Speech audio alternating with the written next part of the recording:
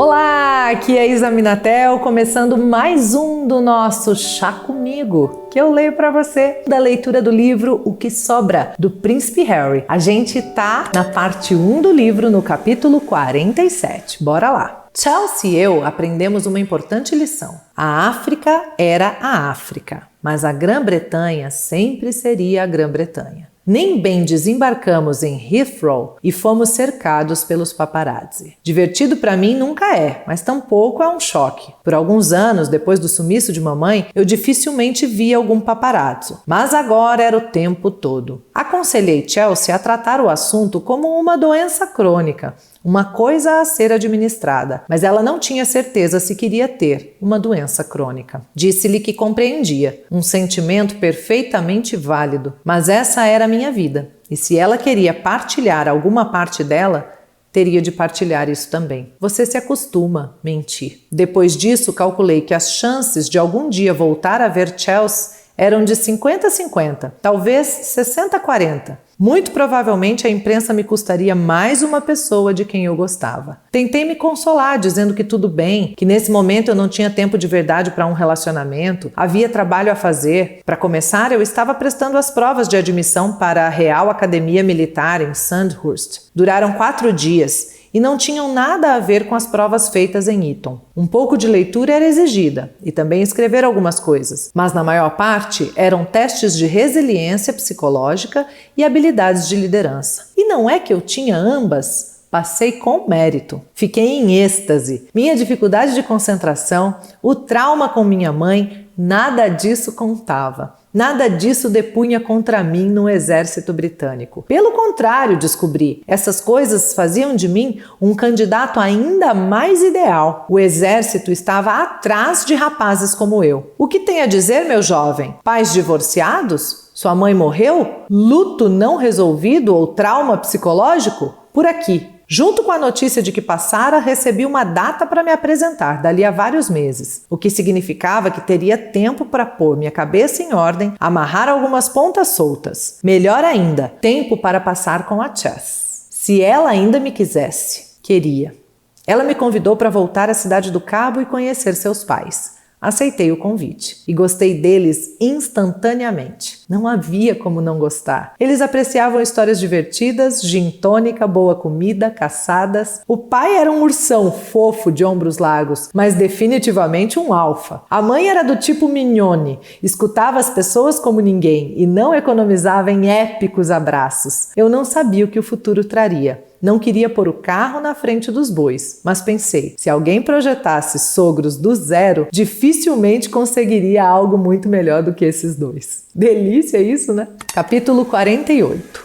Devia haver alguma coisa no ar. Bem quando eu embarcava em meu novo romance, papai anunciou que iria casar. Pedira a permissão de vovó e ela concedera, com relutância, segundo se dizia. Embora Willie e eu fôssemos contra, papai permaneceu firme. Apertamos sua mão, lhe desejamos sorte, sem ressentimentos. Reconhecíamos que finalmente estaria com a mulher que amava, a mulher que sempre amara, a mulher que o destino talvez houvesse designado a ele, antes de mais nada. A despeito da eventual amargura ou tristeza que sentíamos com o fim de mais um ciclo na história de mamãe, compreendíamos que isso não vinha ao caso. Além do mais, simpatizávamos com papai e Camila como casal. Eles haviam elevado o infortúnio amoroso a um novo patamar. Depois de anos de anseios frustrados, agora estavam a poucos passos da felicidade. Mas novos obstáculos continuavam aparecendo. Primeiro havia a controvérsia sobre a natureza da cerimônia. Os cortesãos insistiam que teria de ser uma cerimônia civil, porque papai, como futuro governador supremo da Igreja da Inglaterra, não podia casar com uma divorciada na igreja. Isso levou a um furioso debate sobre locais. Se a cerimônia civil fosse realizada no castelo de Windsor, a primeira escolha do casal, Windsor precisaria primeiro receber uma licença para casamentos civis. E se isso acontecesse, todo mundo na Grã-Bretanha teria permissão de realizar seu casamento civil ali. Ninguém queria aquilo. A decisão, portanto, foi de que o casamento seria realizado em Windsor Guildhall. Mas então o Papa morreu. Confuso, perguntei ao Willie, o que o Papa tem a ver com papai? Muita coisa, descobri. Papai e Camila não queriam casar no mesmo dia em que o Papa era enterrado.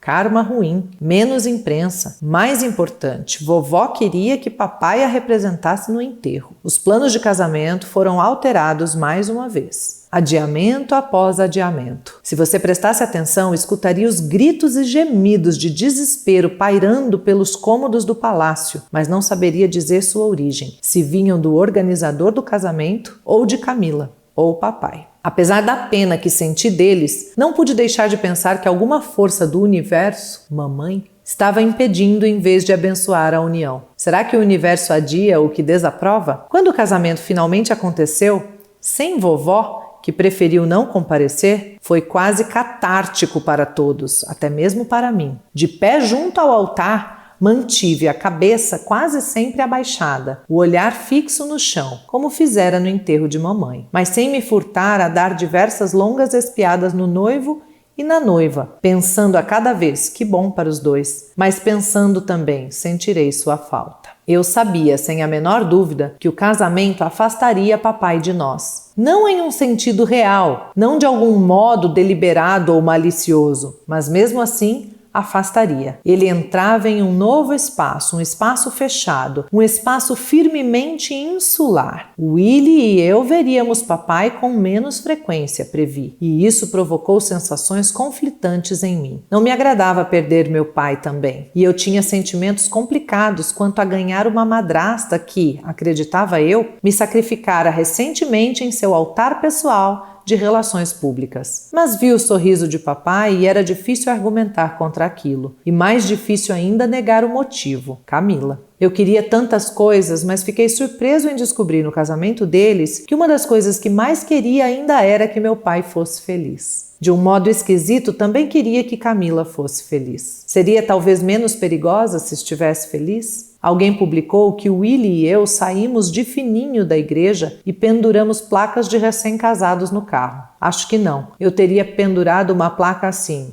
sejam felizes, se tivesse pensado nisso na hora. Mas lembro de observá-los se afastar e pensar: estão felizes. Felizes de verdade. Droga, queria que todos nós fôssemos felizes.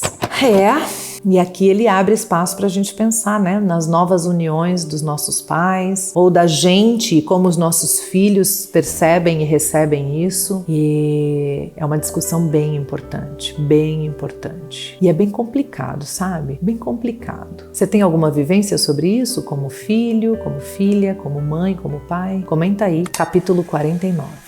Por volta dessa época, logo antes ou talvez logo depois do casamento, fui treinar com o Willie no British Special Boat Service. Não era um treinamento oficial, só um pouco de brincadeira para a molecada, como dizíamos. Basicamente uma diversão, embora vindo de uma longa e solene tradição. A nossa família sempre manteve ligações próximas com as Forças Armadas Britânicas. Às vezes era uma visita oficial, outras vezes um almoço informal, às vezes uma conversa particular com homens e mulheres voltando da guerra, mas às vezes uma participação em exercícios puxados. A maior mostra de respeito pelos militares era fazer ou tentar fazer o que eles faziam. Esses exercícios eram secretos e nunca chegavam à imprensa. Os militares preferiam assim, e claro que a realeza também. Foi mamãe que nos levou, o Willie e eu, ao nosso primeiro exercício militar. Uma operação de resgate em Herefordshire. Nós três fomos postos numa sala, com instruções para não nos mexer. Então o aposento ficou às escuras. Um pelotão derrubou a porta a pontapés, atiraram granadas de atordoamento e quase nos mataram de medo. E era esse o objetivo deles. Queriam nos ensinar como reagir se algum dia corrêssemos perigo de vida. Se algum dia, demos risada. Vocês já viram as cartas que recebemos? Mas esse dia com o Willie foi diferente. Muito mais físico e mais ativo. Menos aula, mais adrenalina. Percorremos Poole Harbor de lancha. Atacamos uma fragata. Subimos pela escadinha de cabos disparando pistolas de 9mm carregadas de bolinhas de tinta colorida. Num dos exercícios, descemos correndo um lance de escada de metal dentro do porão da fragata. Alguém cortou as luzes, imagino que para deixar a coisa mais interessante. Naquele breu, a 4 degraus do piso, caí e bati com o joelho esquerdo, que na mesma hora foi atravessado por uma cavilha. que saía do chão. A dor foi alucinante. Consegui levantar, continuei e terminei o treinamento. Mas no final do dia saltamos do heliponto do barco para dentro da água e vi que o meu joelho não obedecia. A perna inteira não obedecia. Quando saí da água e tirei a roupa de borracha, Willie olhou e empalideceu. O meu joelho esguichava sangue. Enquanto os paramédicos ainda estavam me atendendo, o palácio anunciou que o meu ingresso no exército seria adiado, por tempo indeterminado. Os jornalistas quiseram saber a razão. A assessoria de imprensa respondeu: o príncipe Harry machucou o joelho jogando rugby. No dia seguinte, lendo os jornais com a perna enfaixada e levantada, joguei a cabeça para trás e dei risada. Impossível evitar uma pontinha de satisfação ao ver que os jornais, dessa vez, publicavam involuntariamente uma mentira a meu respeito. Mas logo se vingaram. Começaram a promover a história de que eu estava com medo de entrar no exército. Estava dando para trás e usando um machucado falso no joelho como pretexto para me safar. Eu era, disseram eles, um covarde. Gente, que difícil que é ser o alvo, hein? Que dura a vida deste rapaz. Eu ia dizer garoto, mas a essa altura ele já era um rapaz, né? Que duro crescer assim. E eu acho que, diante de tudo isso, até que o garoto tem se saído bem, até que o rapaz virou homem, até que o pai de família Harry tem se mostrado suficientemente bom. Já ouviu essa fala de Winnicott, o psicólogo? A mãe e o pai precisam ser suficientemente bons, não perfeitos. É isso. O que você tá achando aí? Deixa o seu comentário. Lembra de curtir o vídeo, lembra de dar ibope, gente. Curte, comenta, compartilha pra gente fazer crescer a audiência aqui do canal, viu? Um beijo, gratidão, ó, sem limites. E até a próxima. Tchau!